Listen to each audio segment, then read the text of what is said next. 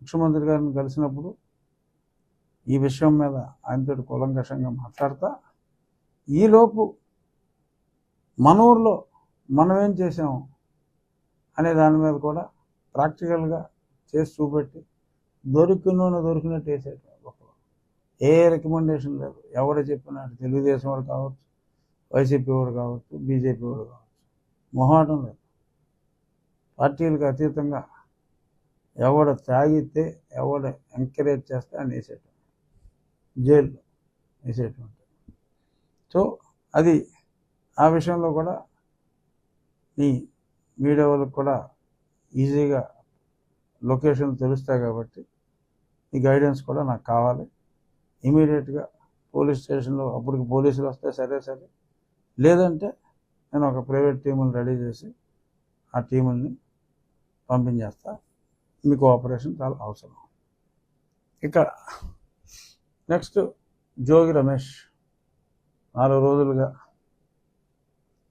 పవన్ కళ్యాణ్ గారి మీద ఎన్ని మాటలు మాట్లాడాడు.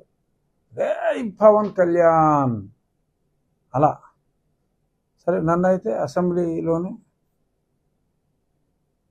చాలా వరస్ట్గా మాట్లాడాడు. వరస్ట్గా మాట్లాడితే ముష్ నవ్వులు నవ్వుకుంటూ నచ్చావు రమేష్, నచ్చావని చెప్పి మరి ముఖ్యమంత్రి గారు తెగమెచ్చుకున్నాడు. ఆ తర్వాత నన్ను లుచ్చా అని తిట్టినందుకు ఆయన అచ్చా అని చెప్పి మంత్రి పదవి కూడా ఇచ్చాడు. మరి మంత్రి ఇచ్చేటప్పటికి ఇదిగో ఇలాగా అగ్రిగోల్డ్ భూములు స్వాహ. పాపం నిన్న అతని వైఫ్ ఏడుస్తుంది. ఆవిడ జాలేసింది నిజంగా. భార్యకి సంబంధం ఉండకపోవచ్చు, కానీ మరి అందరూ ప్రతి తల్లి కొడుకు మొగుడు ఎంత పనికిమాలిన ఎవరైనా మంచోళ్ళైనా అనుకుంటారు. ఏ తల్లి అయినా సరే అది ప్రతి తల్లి ఊరు వాళ్ళందరూ ఎదలైనా తన భర్త తన బిడ్డ మంచి వాళ్ళే అన్న ఫీలింగ్లో మాతృమూర్తులు ఉండటం సహజం. మరి ఆ కుమారుడు మరి తండ్రి మంత్రిగా ఉన్నాడు కాబట్టి వాళ్ళ పేర్లు వాడి ఉంటాడు. సో బట్ అతని పేరు ఉంది కాబట్టి అతన్ని అరెస్ట్ చేయాలి, ఎందుకంటే అతను నిజం చెప్పాలి కనుక. డెఫినెట్గా త్వరలో మరి జోగి రమేష్ గారి అరెస్టు ఉంటుందని నేను అనుకుంటున్నాను. అగ్రిగోల్డ్లో రమేష్ ఒక్కడే కాదు, నాకు తెలిసి ఒక సిఐడిలో ఒక అత్యున్నత పదవిలో ఉన్న పోలీస్ అధికారి చాలామంది దగ్గర, ఎస్పెషల్లీ షాద్నగర్ ఏరియాలో ఉన్న అగ్రిగోల్డ్ భూముల్ని మరి అంత మునిపే ఎవరో కొనుక్కుంటే నీకు క్యాన్సిల్ చేస్తాను, క్యాన్సిల్ చేయకుండా ఉండాలి అంటే ఇది లిటిగేషన్ పెట్టి ఆ సేల్ క్యాన్సిల్ చేస్తాను.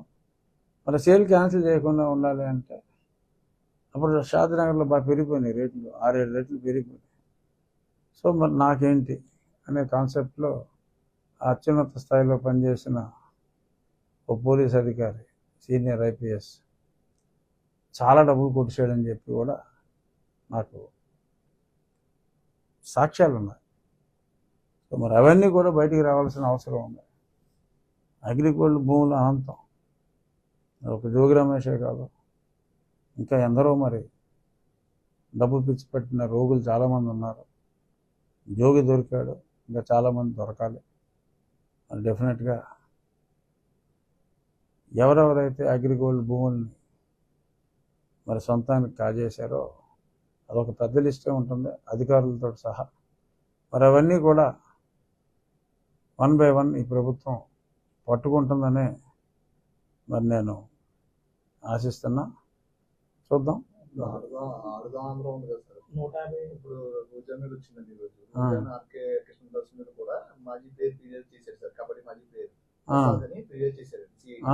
ఇప్పుడు దాని మీద ఎంక్వైరీ జరుగుతుంది సార్, వెంటనే తీసుకోవాలని చెప్పారు. 150 కోట్లకి సంబంధించి ఇతర ధర్మన్న కృష్ణదాస్ గారు ఏంటి అందులో?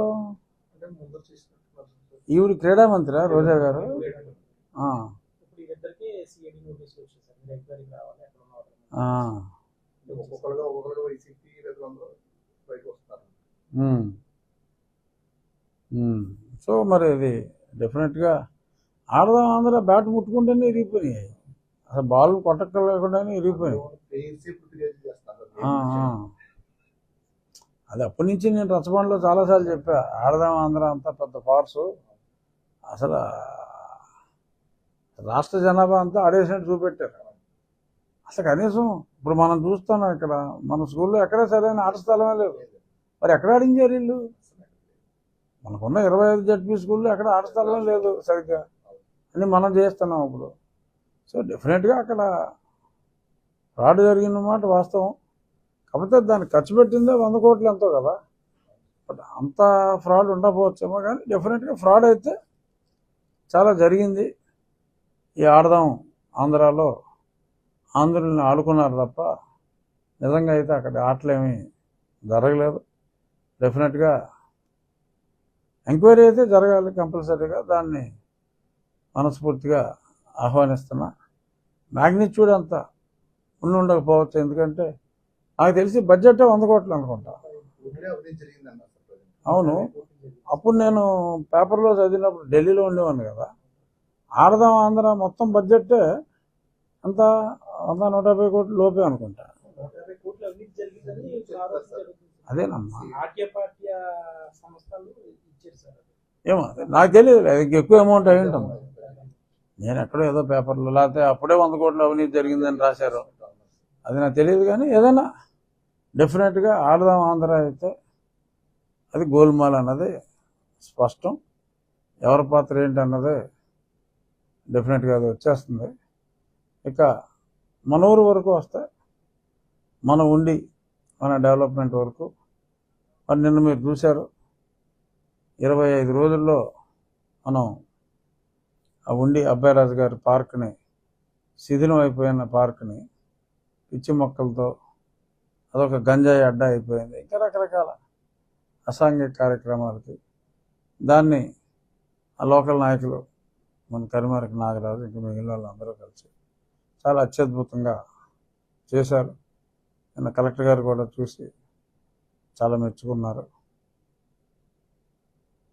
అలాగే స్కూల్లో పనులు కూడా నిన్న పాలకోడేరు స్కూల్ అయితే ఓపెన్ చేసాం. సెప్టెంబర్ 5 టీచర్స్ డే నాడు కనీసం ఇంకొక 15 స్కూల్స్లో ఉన్న ఆట స్థలాలు, ఉండి స్కూల్ అయితే మనం సుమారు 50 లక్షలు ఖర్చు పెడుతున్నాం. ఆ ఓపెనింగ్ సెప్టెంబర్ 5 ఉంటుంది మనకి, టీచర్స్ డే.